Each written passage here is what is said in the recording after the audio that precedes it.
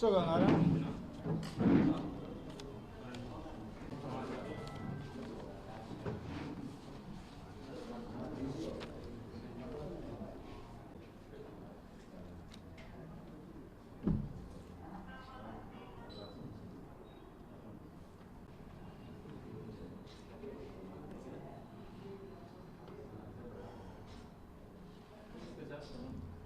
ఈ ప్రభుత్వం అధికారంలోకి వచ్చి దాదాపు 6-7 నెలల కాలం పూర్తి అయిపోయింది. ఇచ్చిన హామీలు ఒకటి అమలు చేయకుండా మేనిఫెస్టోలో చెప్పినట్టు మేనిఫెస్టోలో ఏమో ఘనంగా చెప్పడం జరిగింది, అమలు చేయలేని చవట ప్రభుత్వంలాగా ఉన్న పరిస్థితి. సో ఈ చవట ప్రభుత్వానికి కప్పిపుచ్చుకునేదానికి సోషల్ మీడియా పైన వేధింపులు, వైఎస్ఆర్ కాంగ్రెస్ పార్టీ పైన వేధింపులు, అన్ని రకాలుగా చేస్తున్న పరిస్థితి అంతా కూడా మనందరికి కూడా బాగా తెలుసు. ఈ ప్రభుత్వం ఈ 6-7 నెలల్లో అన్ని డిపార్ట్మెంట్లలోనూ కూడా ఎక్కడా కూడా ఒక ఇంచు పని చేయడంలే. రెవెన్యూ డిపార్ట్మెంట్ పనులు చేయడంలే, మైనింగ్ డిపార్ట్మెంట్ పనులు చేయడంలే. ఏ పని అంటే ఈ ప్రభుత్వం అనేది ఉందా ఒట్టి సోషల్ మీడియా పైన లేకుంటే వైఎస్ఆర్ కాంగ్రెస్ పార్టీ కార్యకర్తలను వేధించే కార్యక్రమంలో తప్ప ఇంకా వేరేది లేదా తెలియదు. కానీ మొత్తం పైన చాలా దారుణం. ఈ రకంగా పరిపాలన ఉంటుందని ఎవరు కూడా ఎక్స్పెక్ట్ చేసి ఉండరు. గతంలో చంద్రబాబు పరిపాలన చూసి ఉంటారు కానీ సో ఇప్పుడు మాత్రం అంత నిర్వీర్యమైన పరిపాలన, అంత దారుణమైన పరిపాలన, చేతగాని పరిపాలన, దుర్మార్గమైన పరిపాలన, అంత దారుణమైన పరిపాలన ఇప్పుడు సాగుతున్న పరిస్థితి తెలుస్తుంది. సో ఎంత దారుణం అంటే ఇప్పుడు బూడిద పంచాయతీ కూడా ముఖ్యమంత్రుల స్థాయిలో సీఎంఓలో చేసే పరిస్థితి వచ్చింది. యమలమడుగులో doctor M V Ramana Reddy thermal power స్టేషన్కు సంబంధించి దాంట్లో ఫ్లై యాష్ అనేది వస్తుంది. అది ఏదో స్మాల్ స్కేల్ ఇండస్ట్రీస్కు లేకపోకుండా ఉంటే చిన్న ఫ్లై యాష్ ఇండస్ట్రీస్కు దీనికి ఉపయోగించుకునే కార్యక్రమం చేస్తారు. సో దాన్ని ఈ ఇండస్ట్రీస్ కూడా సిమెంట్ ఇండస్ట్రీస్ ఇవన్నీ కూడా తీసుకుపోయే కార్యక్రమం చేస్తారు. సో దానికి కూడా ఇప్పుడు పంచాయతీలు చేసే కార్యక్రమం, ఎందుకంటే ఉన్న లీడర్లందరూ కూడా దాన్ని దోచుకునే కార్యక్రమం అంతా కూడా చేస్తున్న పరిస్థితి. సో ఒక ఆయన తాడిపత్రి అయినా, ఒక ఆయన జమలమడుగు అయినా, సో వీళ్ళు పంచాయతీ ఈరోజు సీఎం ఆఫీసులో చేస్తున్నారు. సో వాళ్ళు దోచుకునేదానికి, లీడర్లు దోచుకునేదానికి ఇది ఒకటి. ఇదే కాదు, మట్టి, ఇసుక, ఎమ్మెల్యేలు, ఎంపీలు, తెలుగుదేశం పార్టీకి సంబంధించిన వాళ్ళు ఎప్పుడు చూడలే, కనివిని ఎరగని విధంగా ఇప్పుడు దోచుకునే కార్యక్రమం అన్నమాట అంతా కూడా.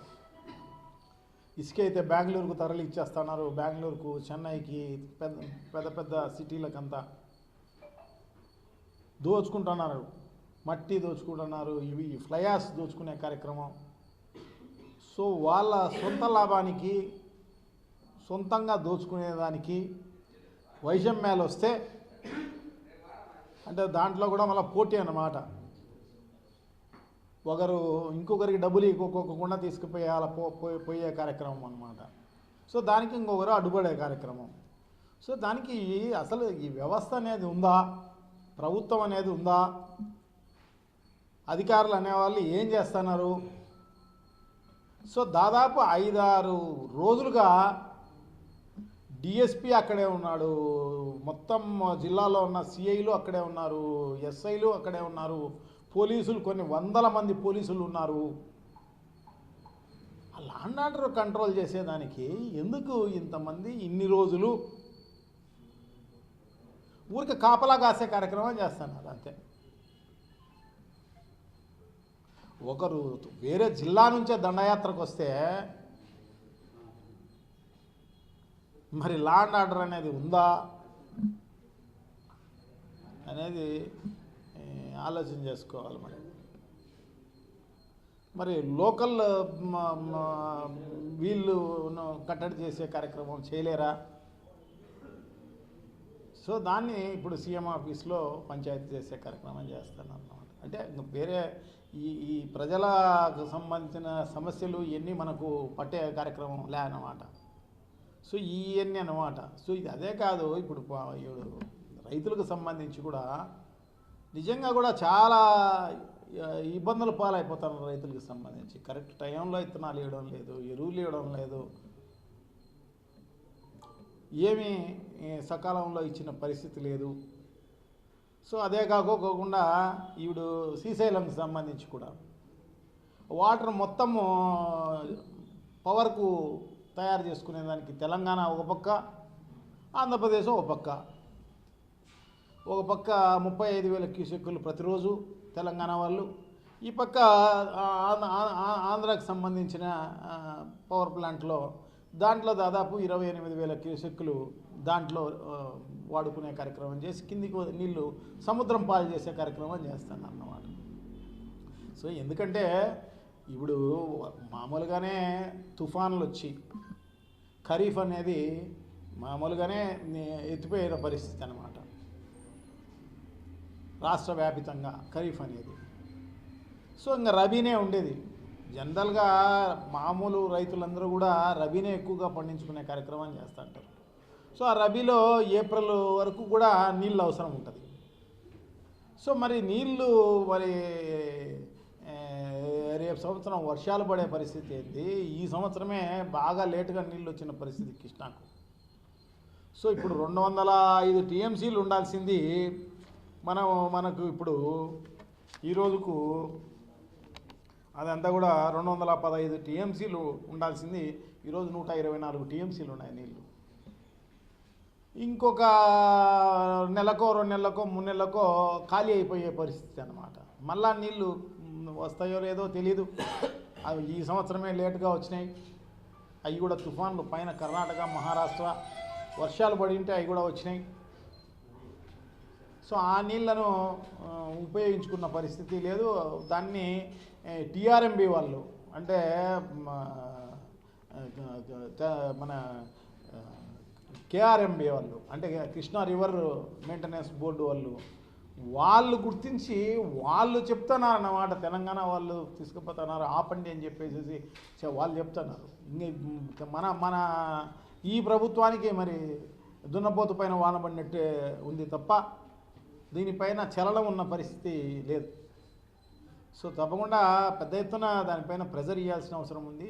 తెలంగాణలో వాడుకోవాల్సిన అవసరం ఉంది. ఎందుకంటే వర్షాలు పడ్డాయి బాగా, కరెంటుకు ఇప్పుడు అంత డిమాండ్ ఉన్న పరిస్థితి లేదు. ఇటువంటి పరిస్థితుల్లో అత్యవసరంగా మనం కరెంటును ఉత్పత్తి చేయాల్సిన అవసరం తక్కువగా ఉంటుంది అన్నమాట. ఇప్పుడు ఎండాకాలం అయితే పర్వాలేదు, కానీ ఇప్పుడు ఈ కాలంలో వర్షాలు బాగా పడుతున్నాయి, పర్వాలేదు. సో ఇటువంటి పరిస్థితుల్లో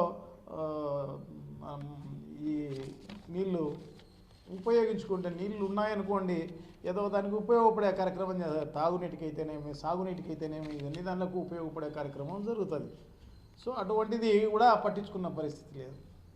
సో ఇప్పుడు రెవెన్యూ డిపార్ట్మెంట్కు సంబంధించి దాదాపు ఈ 6 నెలల కాలంలో 1 ఇంచు కదిలిన పరిస్థితి లేదన్నమాట. అన్నీ కూడా పక్కన పెట్టిన పరిస్థితి అన్నమాట. ఎందుకంటే ఆ సాఫ్ట్వేర్ కూడా అలౌ చేసే పరిస్థితి లేదు. ఈరోజు ఒక 10-1 అడంగలు కావాలన్నా, ఇంకోటి కావాలన్నా ఆ వెబ్సైట్ కూడా పనిచేసే పరిస్థితి లేదు. అదే కాకోకుండా మిగతా అన్ని డిపార్ట్మెంట్లు అట్లాగే ఉన్న పరిస్థితి. మైనింగ్ డిపార్ట్మెంట్లో అయితే 1 పర్మిట్ ఇచ్చిన పరిస్థితి లేదు. ఈ 7 నెలల కాలంలో 1 పర్మిట్ ఇచ్చిన పరిస్థితి లేదు.